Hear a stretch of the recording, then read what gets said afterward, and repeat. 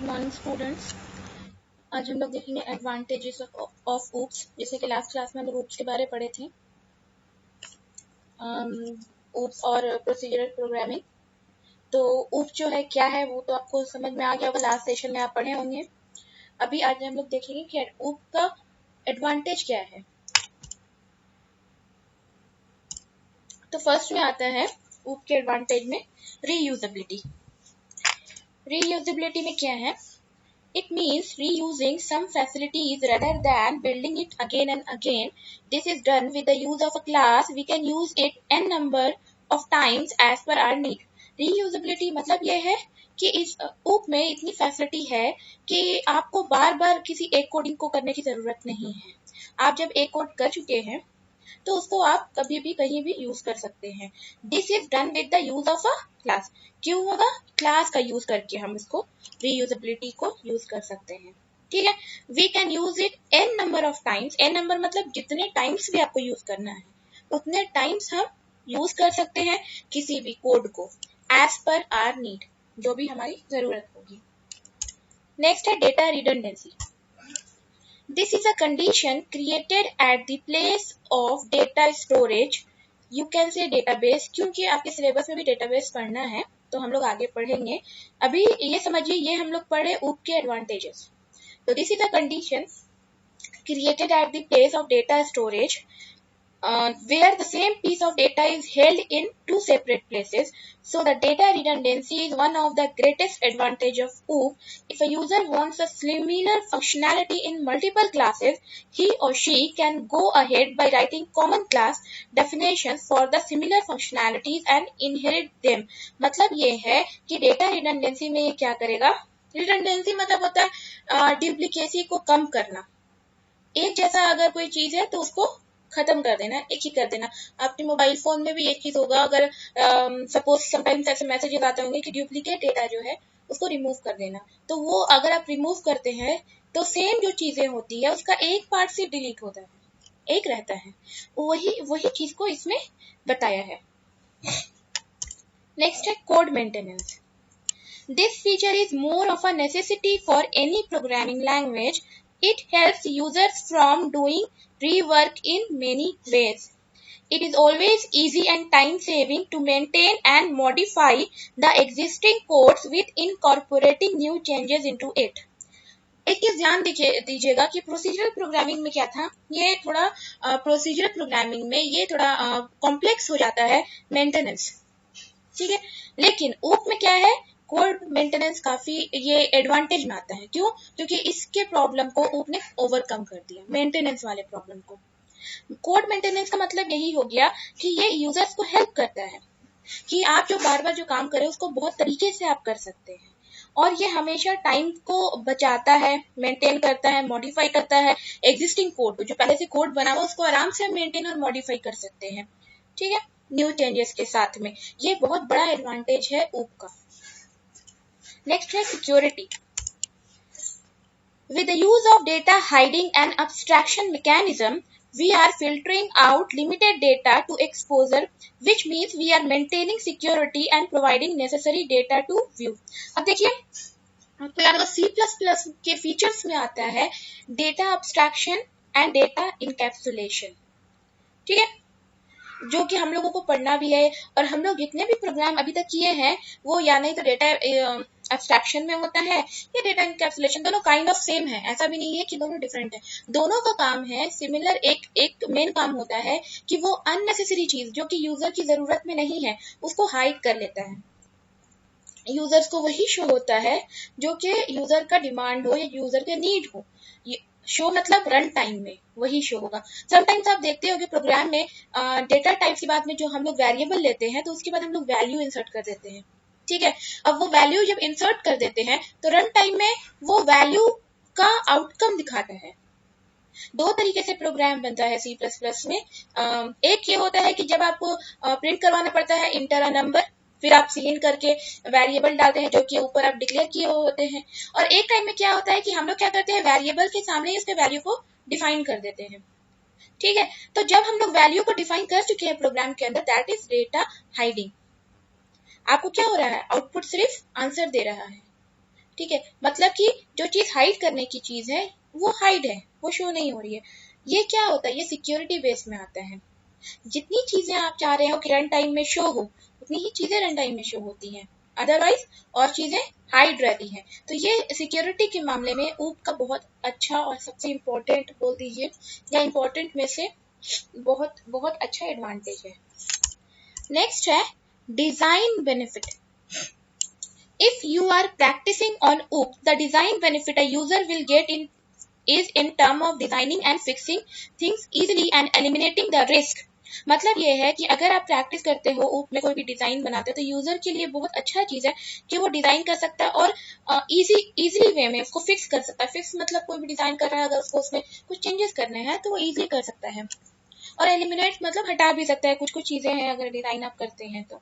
Here the object oriented programs forces the designer to have a longer and extensive design phase, which result in better design and fewer flaws. After a time when the program has reached some critical limits, it is easier to program all the non-OOP ones separately। मतलब ये है कि designing से क्या होता है कि ये बहुत बेटर डिजाइन और बहुत फ्यूअर फ्लोज जो होता है, फ्लॉज मतलब होता है कि एक जगह दूसरी जगह फ्लो करना, तो वो चीज को बहुत अच्छे तरीके से ये मेंटेन करता है। ठीक है, और कुछ टाइम में अगर प्रोग्राम जो है वो अपने क्रिटिकल, अगर सपोज वहाँ क्रिटिकल लिमिट्स में पहुंच जाता है तो प्रोग्राम को जो बहुत इजी वे में ये लोग अलग कर सकते हैं, सपोज फिल्टर कर सकते हैं। नेक्स्ट है better productivity. With the above mentioned fact of using the application definitely enhance its user overall productivity. This leads to more work done, finish a better program, having more inbuilt features and easier to read, write and maintain। मतलब ये है कि जितना भी ऊपर जो भी हम लोग एडवांटेजेस देखे हैं तो वो सब एडवांटेजेस हम लोग एप्लीकेशन में यूज करते हैं किस लिए, प्रोडक्टिविटी के लिए, मतलब कि प्रोडक्टिविटी को इनहांस करने के लिए। क्योंकि अगर ये सारे बेनिफिट्स, ये सारे एडवांटेजेस होंगे तो ऑब्वियस सी बात है अगर कुछ भी एरर नहीं होगा तो आपका प्रोडक्टिविटी बढ़ेगा। ठीक है, तो इतने सारे एडवांटेजेस है तो इसी वजह से ऊप जो है वो काफी अच्छा माना जाता है, या ऊप में हम लोग ज्यादा प्रोग्राम करते हैं। इससे क्या होगा, ज्यादा काम जो है लीड्स होता है, finish a better program, having more inbuilt feature and easier to read, ज्यादा इनबिल्ट फीचर्स हैं इसमें और इसको काफी इजी वे में हम लोग लिख सकते हैं, रीड कर सकते हैं, राइट कर सकते हैं या मेंटेन कर सकते हैं। And oh programmer can stitch new software object to make completely new program. एक उप प्रोग्रामर जो है वो अच्छी तरीके से एक नया सॉफ्टवेयर ऑब्जेक्ट को है आराम से बना सकता है, एक न्यू प्रोग्राम को बना सकता है। A good number of libraries with useful functions is in abundance make it possible.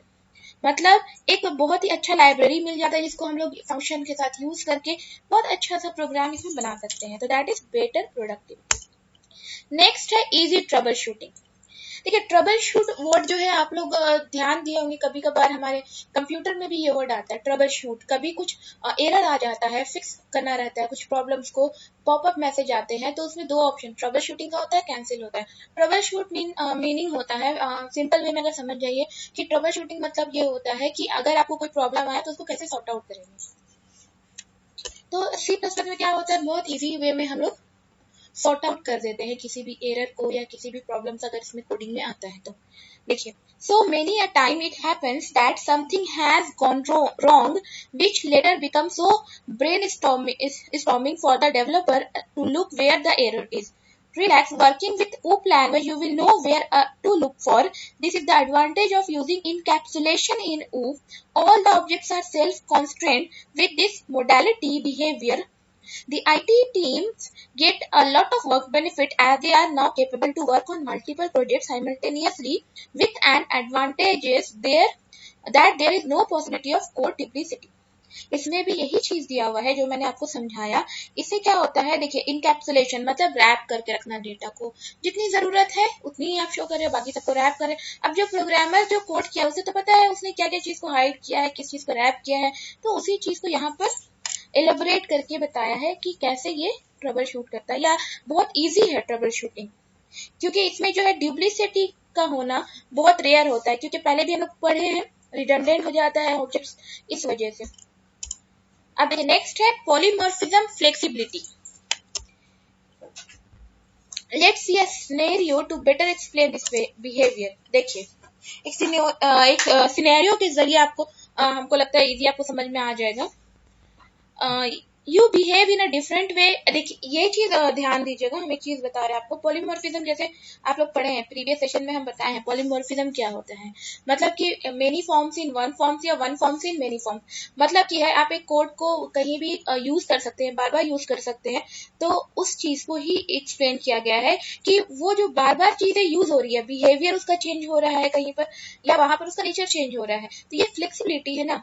इस एग्जाम्पल में यही चीज बताया गया है कि आप जो है आपकी पर्सनालिटी है। अब आप अगर सपोज किसी इवेंट में जाते हैं तो वहां पर आपका बिहेवियर, आपकी पर्सनालिटी अलग रहती है। आप कहीं कॉलेज स्कूल जाते हैं तो वहां पर आपको जिस तरीके से फॉर्मल वे में जाना है और वहां पर कैसा बिहेव करना है, वो भी आपकी पर्सनालिटी है। तो आप जो है जितनी जगह अदर अदर एरिया में जा रहे हो या अपने घर पे रह रहे हो, तो सारे जगह आपका बिहेवियर में पर्सनालिटी अलग हो जाती है। तो यहाँ पर यही चीज, ये फ्लेक्सिबिलिटी हुई ना कि आप जो है इन्वायरमेंट के अकॉर्डिंग या सिचुएशंस के अकॉर्डिंग अपने आप को कन्वर्ट करते हो, अपने आप को उसमें डाल लेते हो। जैसे you behave in a different way if the place or surrounding gets changed. A person will behave like a customer if he is in a market. The same person will behave like a student if he is in a school, and a son or daughter if put in a house. Here we can see that the same person showing different behavior every time the surroundings are changed. This means polymorphism is flexibility and helps developers in a number of ways. Clear है ये चीज? Next है problem solving. Decomposing a complex problem into smaller chunks or discrete decomponents is a good practice. OOP is specialized in this behavior as it breaks down your software code into bit-sized one object at a time. In doing this, the broken components can be reused in its solution to different other problems, both less and more complex, or either they can be replaced by the future modules, which relate the same interface with implementation details. Problem solving ये है कि यहाँ पर क्या होता है कि जो बड़े बड़े कॉम्प्लेक्स प्रॉब्लम्स अगर आते हैं तो ये क्या करता है, ये छोटे छोटे पार्ट्स में करके इसको सॉल्व करता है, तो ये काफी इजी हो जाता है। अब देखिए ये चैप्टर जो है ऊप का ये कंप्लीट हो गया है और आपका जो प्रीवियस चैप्टर था वो भी कंप्लीट हो गया है। अब जो आगे हम लोग पढ़ेंगे तो ऊप का जो फीचर है उसको हम लोग 1 by 1 पढ़ेंगे। जैसे ऑब्जेक्ट एंड क्लासेस है, उसके बाद में data abstraction, capsulation, polymorphism, inheritance, ये सारी चीजें। तो यहाँ पर जो है मैं कुछ क्वेश्चंस आप लोगों को दे रही हूँ जिसका आप लोग को आंसर लिख करके, फोटो क्लिक करके, उसका पीडीएफ बना करके मुझे आप सेंड कीजिएगा। ठीक है, पहला क्वेश्चन ये है, right difference between object oriented programming and procedural programming. ये दोनों में डिफरेंस लिखना है। नेक्स्ट है difference between a run time error and syntax error. Run time error और सिंटैक्स एरर क्या होता है, एटलीस्ट आपको 5 to 7 डिफरेंस लिखना है। What is difference between a while loop and do while loop. Next है फाइंड आउट एरर। कुछ statement दिया हुआ है, उसमें आपको एरर बताना है कि इसमें एरर क्या है। तो एरर बताने के लिए आपको स्टेटमेंट लिखने की जरूरत नहीं है, आप जस्ट जो स्टेटमेंट लिखा हुआ है उसको आंसर में करेक्ट वे में लिख करके आपको भेज देना है। जैसे पहले सी आउट, उसके बाद में डबल लेस देन है, डबल कोट्स बीच में इज इक्वल टू, उसके बाद में ए है, उसके बाद में सेमीकोलन है। इसमें क्या एरर है आपको फाइंड आउट करना है और उसका आंसर सिर्फ लिख करके भेज देना है। नेक्स्ट है m is equal to 5 comma n is equal to 12 comma semicolon 0 is equal to 15।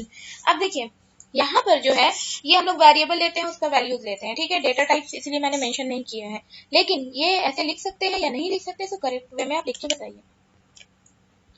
Next है cout double greater than, double quotes बीच में स्लैश एन, फिर ABC, फिर डबल कोट्स, उसके बाद में सेमीकोलन। यहाँ पर क्या एरर है ये बताइए। नेक्स्ट है cout double less than, open double quotes है 2, उसके बीच में x है, फिर सेमीकोलन है, फिर डबल लेस देन है, फिर x है, फिर सेमीकोलन है। नेक्स्ट है cin double greater than x semicolon, double greater than y semicolon. तो ये इतने सारे क्वेश्चंस हैं, ये आप लोग मुझे बना करके भेजिएगा। नेक्स्ट सेशन से हम लोग ये चैप्टर स्टार्ट करेंगे और आप लोग इसको प्रैक्टिस करना स्टार्ट कर दीजिए, प्रोग्राम्स कीजिए, क्योंकि जब हम प्रैक्टिकल क्वेश्चंस देंगे तो आपको इजी होगा प्रैक्टिकल कॉपी में बनाने के लिए।